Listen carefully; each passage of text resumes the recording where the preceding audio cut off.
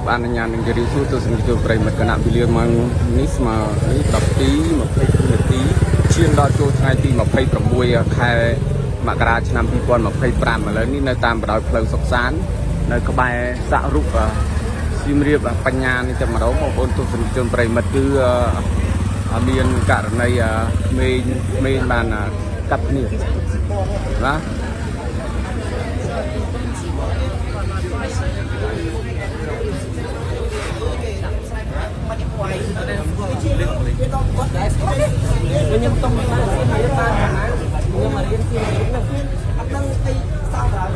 มุนโบเรื่องยังไม่ได้nhầm đăng là riêng mấy cái coi lên một bong bóng nhóm tranh máu đại mau vào rồi về bong khơi cua này tay lên ra đó tay mình riêng này nó đại miền riêng ấy tay bong sóc san này sóc san không cà phê cà phê ngày nó miền vàng hà vào rồi đăng tả với mau bị này mau bị nấy nó cặp phung tao bạc rồi cặp phung này mình chạm áo nè mình chạm áo nè bờ chạm viết có miền riêng miền qua miền như này cho mà này chẳng này nó bông này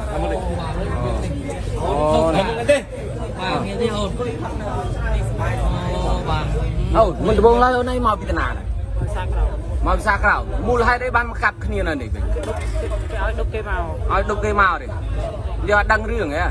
đục cây màu thấy cái lá màu rồi ประมาณเนี่ยได้គ្នាได้ដុកមក 25 នាក់ 5នាក់ហើយជីម៉ូតូអីខ្លៅ សងស្គូពី ហ៎ សងស្គូពី អាសងនឹងស្គូពីចូលในស្គាល់ពួកវាដែរ ស្គាល់ ស្គាល់អូចុះអាអូនេះមានរឿងអីមួយអូនឯងអាក្រុមហ្នឹង អត់ដែរមានទេ អត់មានទេអូបងប្រិមិត្តនេះចូលណៃខ្ញុំតាបងចាប់បានម្នាក់បាទចាប់បានម្នាក់ហើយនេះបងប្អូនតែងនឹងអង្គុយលេងកន្លែងនេះគឺអត់ដែលមានបញ្ហាអីប៉ុន្តែថ្ងៃនេះទៅមិនអញ្ចឹងបងប្អូនប្រិមិត្តបាទនៅតាមបណ្ដោយផ្លូវសុខសាន្តនេះតែម្ដងបាទឥឡូវនេះខាងកងអន្តរាគមន៍នឹងតម្រួតបាត់បញ្ជានៃស្នងការដ្ឋាននគរបាលខេត្តសៀមរាបលោកបានចុះមកដល់ទីតាំងនេះហើយបងប្អូនប្រិមិត្តបាទករណីកាប់គ្នាឥឡូវនេះចាប់បានបងប្អូនប្រុសម្នាក់នេះអាយុប្រហែលជា15 16ឆ្នាំហ្នឹងបាទបងប្អូនប្រិមិត្ត5 ម៉ូតូណា ហើយមកមិញបានម៉ូតូហើយ 5 ម៉ូតូ 5ម៉ូតូ គ្នាវាជីឆ្វែមិនចុងមកជីឆ្វែទៅឆ្វែមក អាមួយម៉ូតូនេះវាជី2នាក់វាមានដើមមកដើម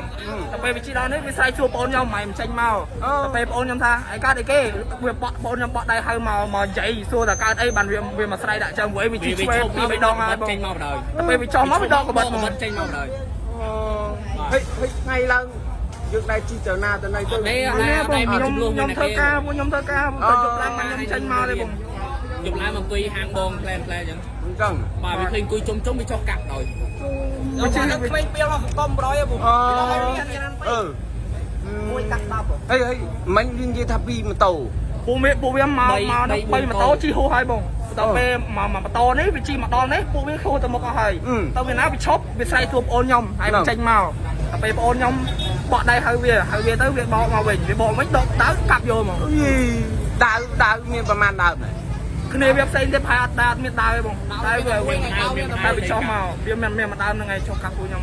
ចុះខាងបងឯងមានអ្នកណាត្រូវលួយដែរត្រូវបងគាត់ត្រូវស្មាចូលកន្លែងស្មាអូកន្លែងស្នាមកាប់បាទត្រូវដៃយើងឯងបងប្រិមិត្តសាហាវមែនទេបាទហើយជីគ្នាប្រហែលប្រហែលជា5ម៉ូតូ5ម៉ូតូវាជីទៅហួសហើយអាមួយម៉ូតូនេះវាអត់អស់ចិត្តវាបកមកវិញបកប៉ាន់គ្នាហើយទូយល្មិចល្មក់ទីមួយហ្នឹងបាទដើមម្ដងវាចុះមកកាប់10នាក់អីហ្នឹងមានទៅពេលនោះនាំគ្នារត់បែកឆ្ងាយទៅនេះវារត់ចោលហើយជិះឆ្វែលពេញហ្នឹងហើយបងខ្ញុំដេញចាប់វាផងអីបងវារត់ចេញកាប់ផងវានេះអូលីយោវាបាត់ហើយលីយោវាទៅបាត់ហើយបាទបងប្អូនប្រិមិត្តករណីកាប់គ្នាបាទហើយបងប្អូនគាត់នាំគ្នាញ៉ាំជាមួយបងប្អូនគាត់នៅនេះទេបាទហើយរាល់ដងឃើញតែងតែឃើញពួកគាត់អង្គុយញ៉ាំអីលេងប៉ុន្តែដល់ថ្ងៃនេះប៉ះជាមួយក្មេងទំនើងមកក្រុមបាទក្មេងទំនើងនោះជិះម៉ូតូចុះឡើងចូលមកកន្លែងគាត់កាប់យកបណ្ដោយបាទប៉ុន្តែម្នាក់អានោះគាត់ដល់អាវនេះត្រូវខ្នងបន្តិចបាទបងប្អូនប្រិមិត្តច ចឹងករណីនេះគឺខាងកងកម្លាំងអន្តរាគមន៍និងតម្រួតបាត់បញ្ជានៃស្នងការរដ្ឋាភិបាលខេត្តសៀមរាបលោកបាននាំខ្លួនជនសង្ស័យទៅហើយបងប្អូនប្រិមិត្តបាទអញ្ចឹងទុកឲ្យខាងបងប្អូនបន្តកិច្ចការងារនឹងធ្វើដាក់ពាក្យបណ្ដឹងនៅឯស្នងការដ្ឋាននគរបាលខេត្តសៀមរាបបន្ថែមទៀតហើយមិញនេះគឺនាំគ្នាជិះមកហ្នឹង5 6ម៉ូតូបងប្អូនប្រិមិត្តបាទធ្វើដំណើរមកដល់បកទៅបកមកបាទសរសៃថាតនេដៃតនេជើងពេកបាទបងប្អូនប្រិមិត្តហើយក៏ត្រូវបានចោលចោះមកដល់កាត់យកហើយម៉ូតូមួយគ្រឿងទៀតដៃបែកនៅណាអាងម៉ូតូបែកណាម៉ូតូហ្នឹងអត់ដឹងម៉ូតូហ្នឹងណាគេអត់ដឹងម៉ូតូណាហើយក៏ដូចមានម៉ូតូហ្នឹងខាងបងប្អូនដែលជាអ្នកអង្គុយលេងនៅហ្នឹងក៏គាត់ចាប់បានជនប្រព្រឹត្តបទល្មើសអាពេលវាកាត់មកបាត់មកទៅបុកគ្នាវាបុកគ្នាវាបុកគ្នានោះក្បាំងម៉ូតូម៉ូតូយ៉ាងไรនោះជនប្រព្រឹត្តបទល្មើសត្រូវបានក្រុមបងប្អូនបានយកបានដេញចាប់បានម្នាក់បងប្អូនប្រិមិត្តអញ្ចឹងក៏ទុកឲ្យកម្លាំងសមត្ថកិច្ចនៃស្នងការដ្ឋាននគរបាលខេត្តសៀមរាបលោកធ្វើការងារនេះដើម្បីស្រាវជ្រាវរកអំបញ្ញមិញនេះគឺយើងបានសួរទៅខាងជនប្រព្រឹត្តបទល្មើសនោះដែរប